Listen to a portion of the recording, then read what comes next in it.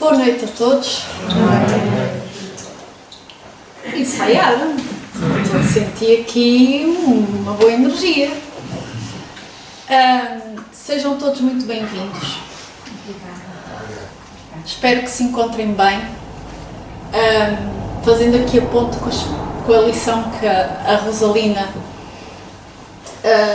nos leu, que seja uma oportunidade de estarmos despertos durante esta hora. Eu respeito sempre quem, ao final de uma sexta-feira e ao final de uma semana, deixa a família e tudo para trás e tira uma hora para parar e pensar em si. Tenho muito respeito por isso. Ora bem, pelos vistos os meus bonecos amarelos chamaram a atenção. E ainda bem, espero que tenham chamado a atenção pelas melhores... Toda a gente consegue ouvir-me? Sim. Que tenham chamado a atenção pelas melhores razões. O objetivo da palestra que trazemos hoje é um bocadinho fazer a ponte com a palestra que apresentei anteriormente.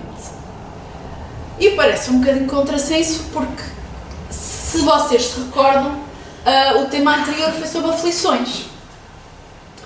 Sobre a dor, sobre as aflições e como é que agora se faz a ponte disso para se falar de felicidade. E tal como o mito de Sísifo, eu acho que é assim que se diz, nunca sei como é que se diz o nome do senhor, isso é porque eu não sei ler acentos, porque se soubesse ler acentos sabia como é que se lia o nome do senhor. A nossa vida parece sempre isto, parece que quando resolvemos um problema, a pedra volta a rolar para baixo e temos que carregar a pedra para cima. A verdade é que Jesus prometeu-nos um Consolador. Ele veio, deu-nos a sua palavra e prometeu-nos um Consolador. Porque do pouco que ele falou do futuro, tanto do nosso futuro como do futuro da humanidade, faltava alguma coisa. Leon Denis, no último capítulo deste livro, O Problema do Ser, do Destino e da Dor, fala muito da dor como um caminho para a felicidade.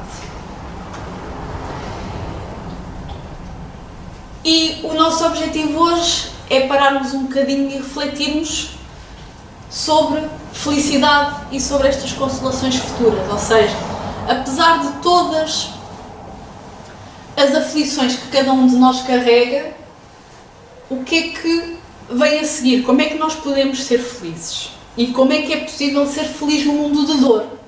Não só estar agarrado às consolações futuras, mas como ser feliz no dia de hoje. E nesse último capítulo deste livro, há uma frase que eu quis destacar, que é: se deixa, no caso Deus, se Deus deixa que passemos por decepções, abandonos, doenças, reveses, é para obrigar-nos a despregar a vista da terra e levá-la para Ele, para Deus. A procurar alegrias superiores àquelas que podemos provar neste mundo. Ok, pronto. Então a dor é para nos fazer aqui deixar de olhar tanto para a terra e olhar mais para o que vem a seguir. Eu não sei se vocês trouxeram um bloco de notas, mas se trouxeram, eu vou mandar os trabalhos de casa. E o trabalho de casa que eu vos vou mandar foi o próprio trabalho de casa que eu tive que fazer. Que é pensar o que é que nos faz feliz. Se eu perguntasse a cada um o que era felicidade, o que é que cada um teria para dizer?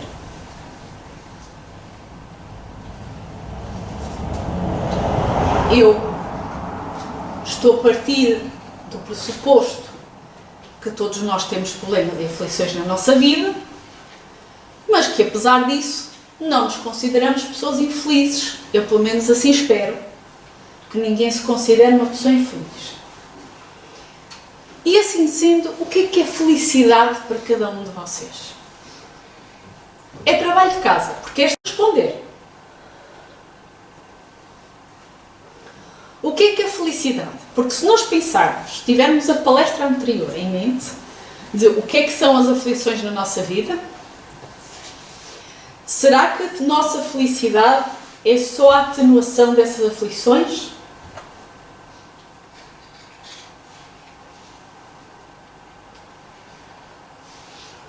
Eu estou doente, mas eu curo a doença. Eu curei a doença para ser uma pessoa feliz? Ou mesmo com a doença eu estou uma pessoa feliz? É profundamente filosófica esta questão.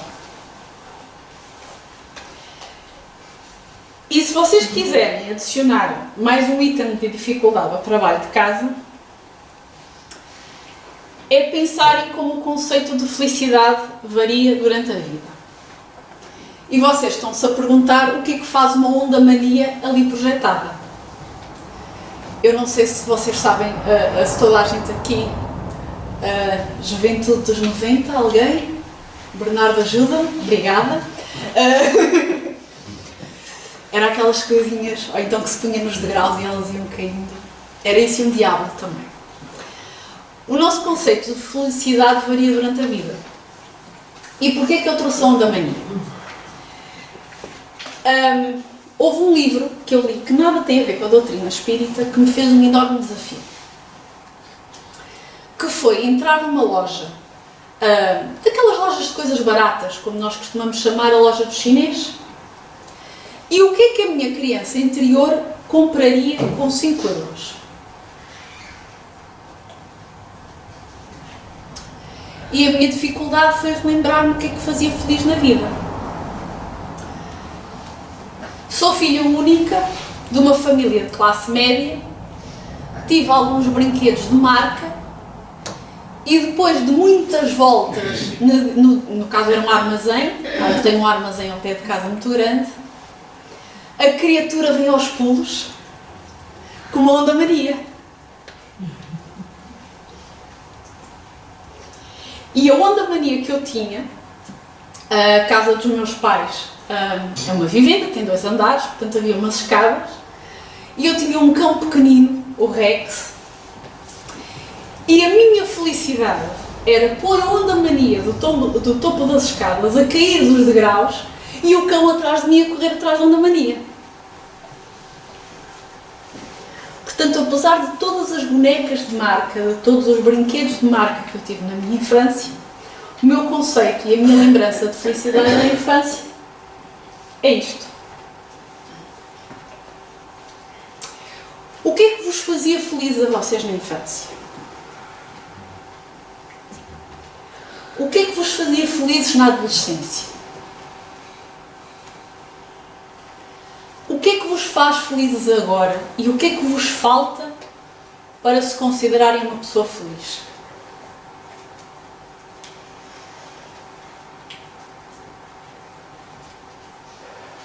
Quem não quiser fazer os trabalhos de casa e abandonar, a sair agora vai ter que ficar até ao final da palestra.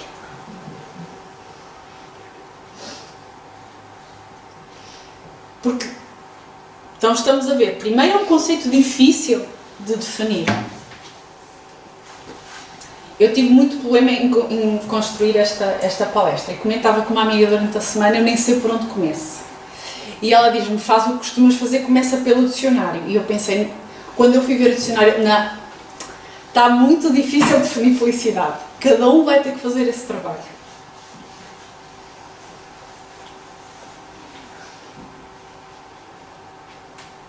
Então, o que é que nos falta para sermos felizes ou para nos sentirmos felizes? E a minha pergunta vem envenenada. Porque eu estou a perguntar o que é que nos falta.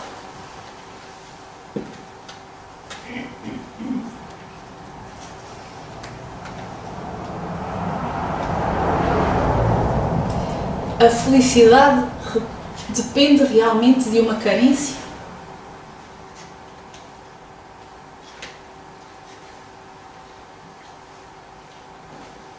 Porque a falta, naturalmente, Eu estou aqui a excluir quem não tem as necessidades fisiológicas suprimidas, não tem condições para ser feliz.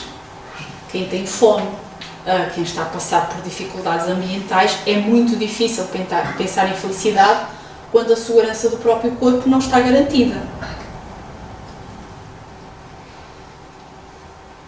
Ok. Partindo desse princípio, que temos os nossos estômagos minimamente confortáveis, que temos um teto sobre a nossa cabeça, felicidade é trabalho de casa para cada um.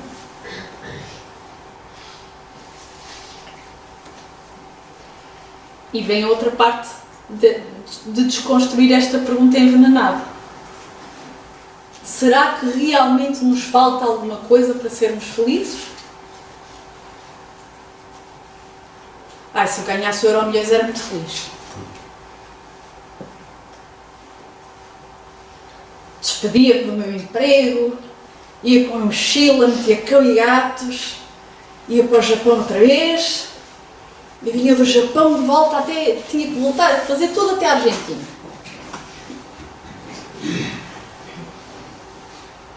Agora, será que viajar e será que o Euromilhões me vão trazer realmente felicidade? Pagam as contas. E quem me conhece está a dizer, e tu sem trabalhar, ela eras lá agora feliz.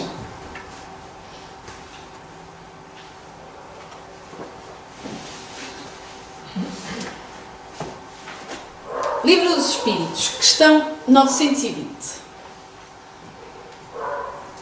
A última parte do Livro dos Espíritos, a quarta parte do Livro dos Espíritos, é justamente sobre isto. Pode o homem gozar de completa felicidade na Terra? Kardec já desconfia. Não. Por isso que a vida lhe foi dada como prova ou expiação. Tema que temos vindo a discutir aqui. Ninguém estava confortável. Ninguém estava bem. O que é que a exteriorização, o que é que aquela lamúria, o que é que aquele reclamar constante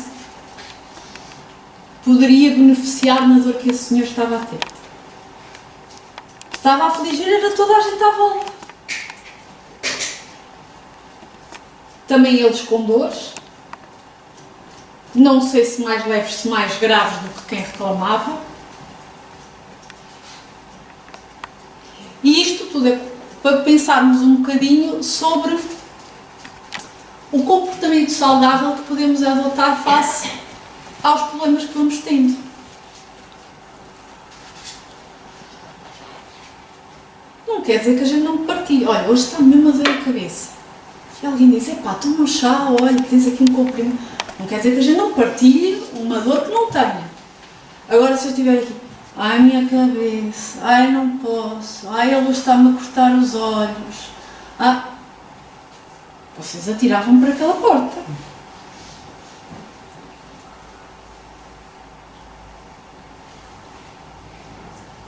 Eu estou a dar um exemplo de uma dor de cabeça. Mas é só para fazermos essa reflexão.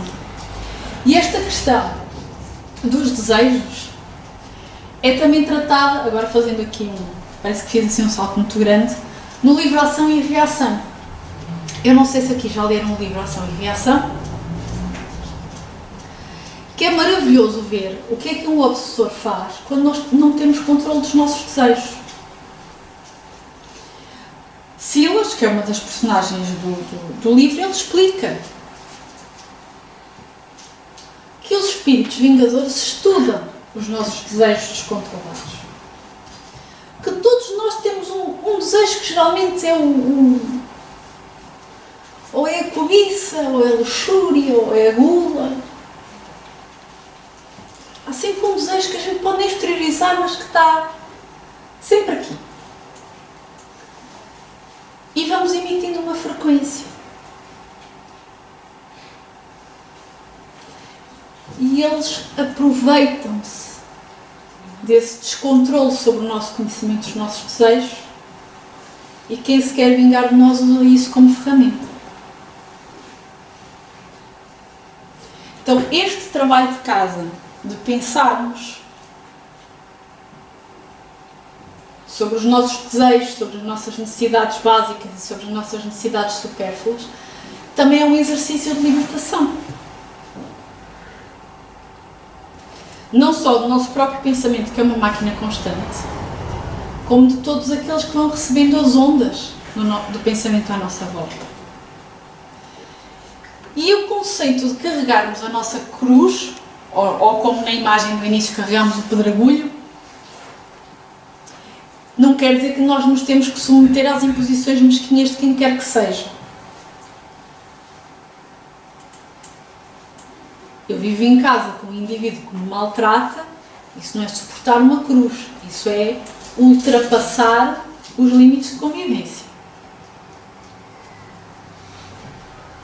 Carregarmos a nossa cruz e, no fundo, tornarmos felizes com todas as aflições que temos, é tornar-nos livres para aspirar e conseguir, para trabalhar e alcançar as metas de autoiluminação, tendo como modelo Jesus.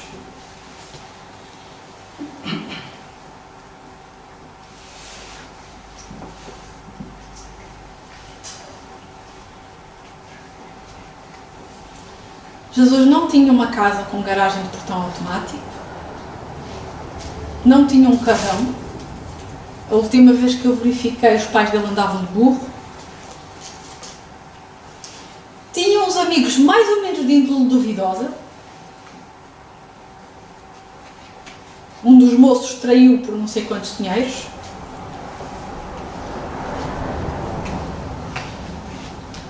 Mas se há uma coisa que nós podemos ver do início ao fim da história de Jesus no Evangelho, é que ele era uma pessoa feliz.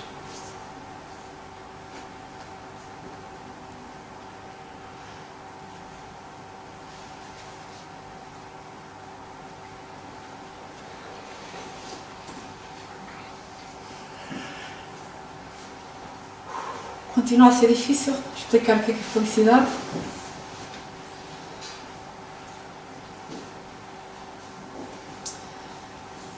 Voltando ao livro dos Espíritos, a felicidade, pergunta Kardec, a felicidade terrestre é relativa à posição de cada um. O que basta para a felicidade de um constitui a desgraça do outro. Haverá, contudo, alguma soma de felicidade comum a todos os homens? Eu acho que já disse que eu tenho sempre medo quando o texto é curto. Quando o texto é como os comprimidos. Quando o comprimido é pequeno, significa que o efeito é bombástico. Com relação à vida material, é aposto necessário. Com relação à vida moral, a consciência tranquila e a fé no futuro.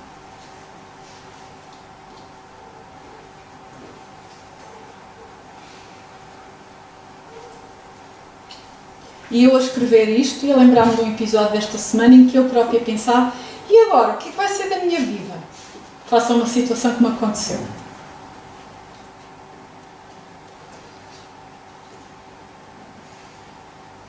A minha fé lasca mais fácil do que o verniz das minhas unhas. Fazem-lhe a infelicidade ao homem a vaidade, a ambição e a cobiça desiludidas.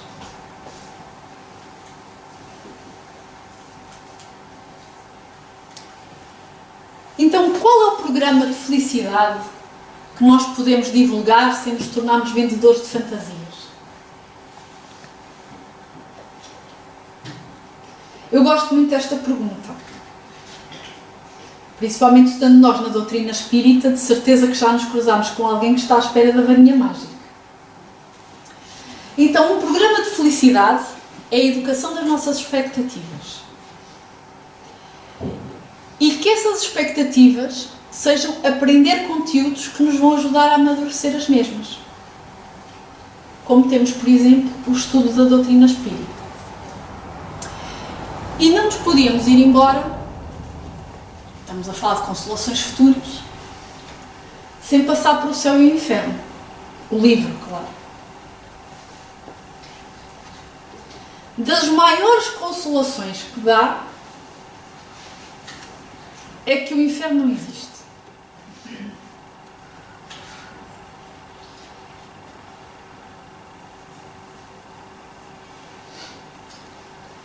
eu acho que já partilhei aqui em algumas palestras, a minha maior satisfação quando tomei conhecimento da doutrina espírita foi saber que a morte não existe.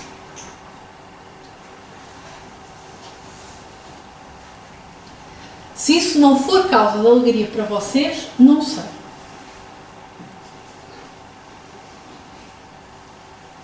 Agora, eu espero fazer a passagem muito tarde e eu imagino todos os meus gatos a voltarem. Vai ser um ataque de alergia maravilhoso do outro lado.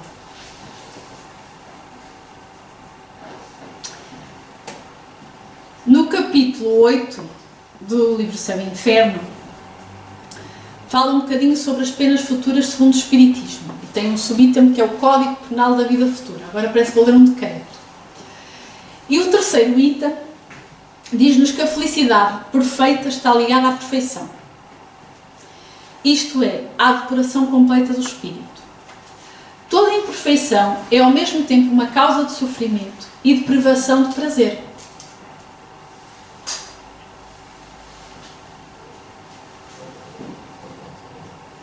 Eu como, eu quero comer já logo a seguir, eu tenho um carro, eu quero um carro melhor, eu tenho um apartamento, agora eu quero uma vivenda.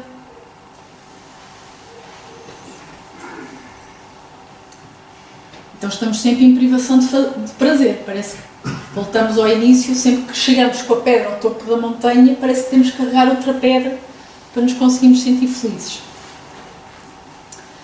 Do mesmo modo que toda a qualidade adquirida é uma causa de prazer e atenuação de sofrimentos.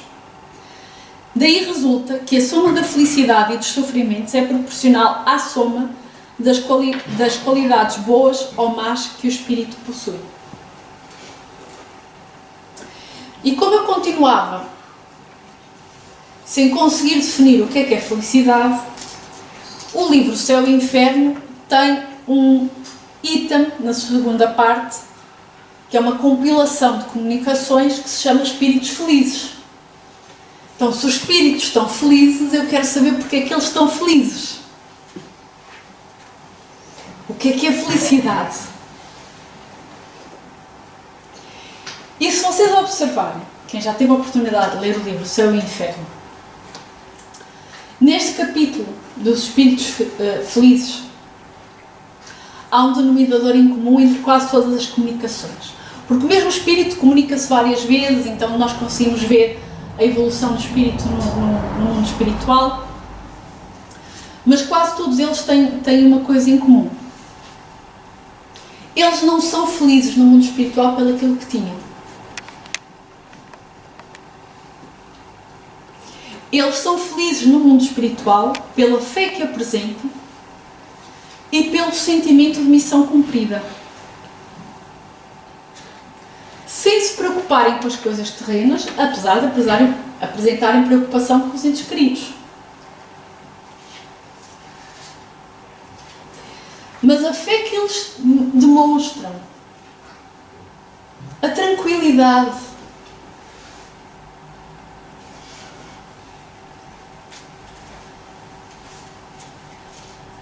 e a sensação de missão cumprida.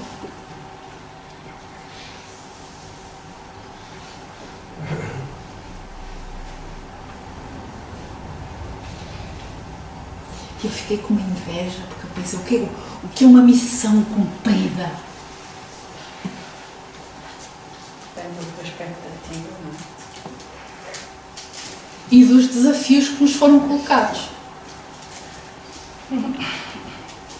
Se a nossa expectativa é de fazermos a função que temos bem feita, e quando eu estou a falar em função bem feita, não estou a falar propriamente de trabalho, o trabalho que nos dá dinheiro. Porque quem trabalha em casa, quem cuida de uma família, naturalmente tem uma função. E nada fácil. Quem menospreza o trabalho de casa é porque nunca o fez.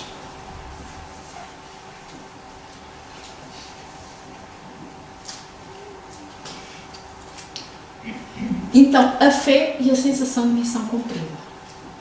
De que fizeram todo o bem que podiam e que estava ao alcance deles.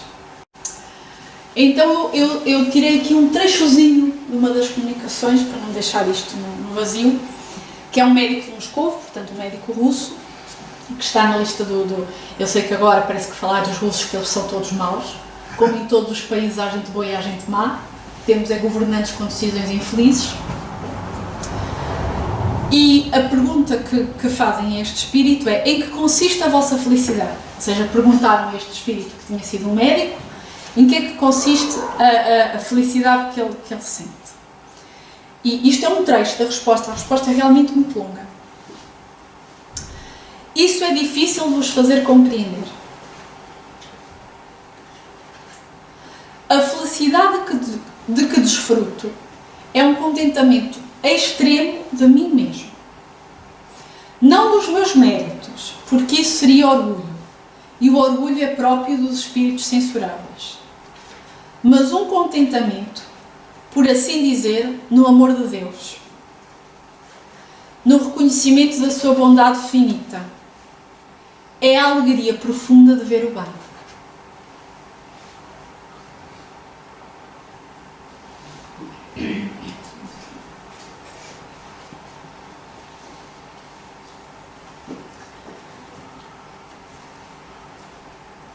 A felicidade que ele sente é um ponto que as palavras que nós temos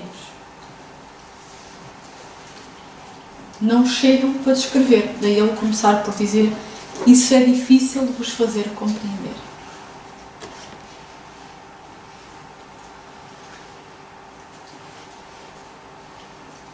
E se vocês me perguntarem o que é um contentamento no amor de Deus, eu acho que também não sei.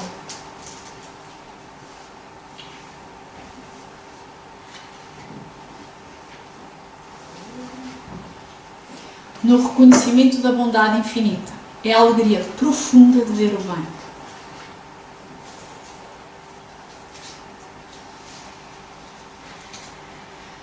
E para terminarmos, eu lembrei-me de uma música que eu ouvia quando era jovem, que era o Padre Zezinho que a cantava, em que a criança lhe perguntava o que é preciso para ser feliz. Eu não vou cantar, não vos vou submeter a tal tortura, mas eu acho que todos sabem acompanhar. Amar como Jesus amou, sonhar como Jesus sonhou, pensar como Jesus pensou, viver como Jesus viveu, sentir o que Jesus sentia, sorrir como Jesus sorria, e ao chegar ao fim do dia, eu sei que dormiria muito mais feliz. Estou quase a chorar. Isto é só o refrão. É só o refrão, a música é mais bonita.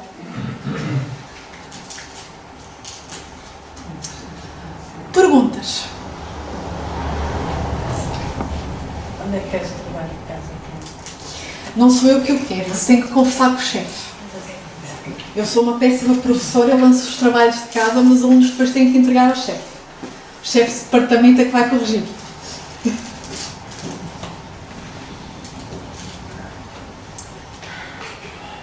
Era o que tínhamos para hoje. Deixo-vos estas reflexões, que também são reflexões que eu carrego.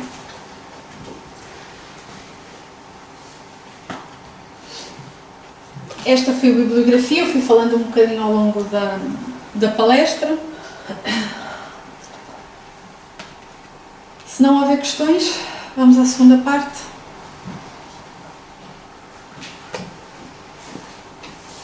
Eu estava à espera mesmo que cantassem, só leram comigo, foram simpáticos.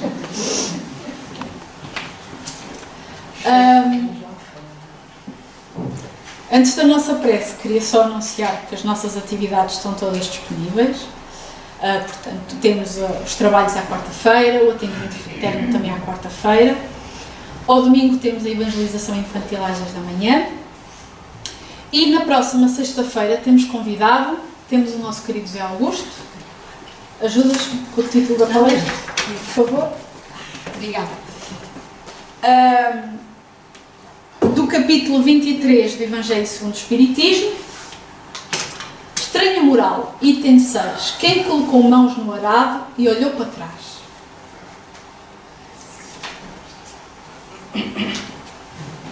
o nosso querido José Augusto, que vai ser o nosso convidado na próxima sexta-feira. Estamos todos convidados.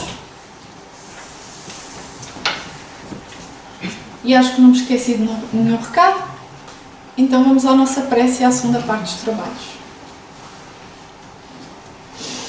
Então convido-vos a fechar os olhos, quem quiser.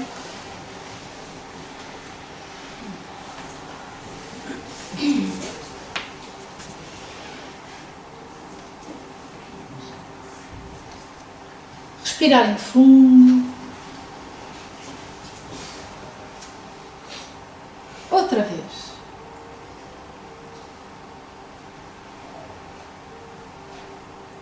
Passaram o dia a respirar e nem deram conta.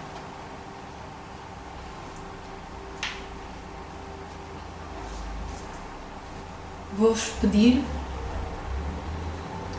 que visualizem um parque com um pequeno lago. Está uma temperatura agradável. Ouvem-se os pássaros à vossa volta.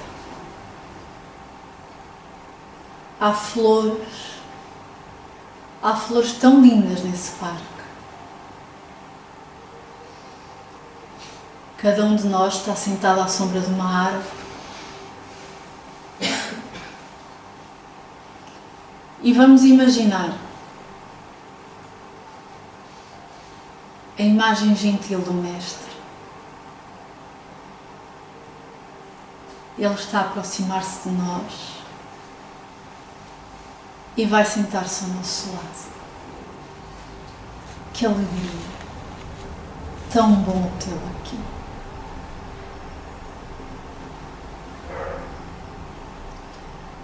Vamos agradecer a oportunidade de estarmos juntos esta noite,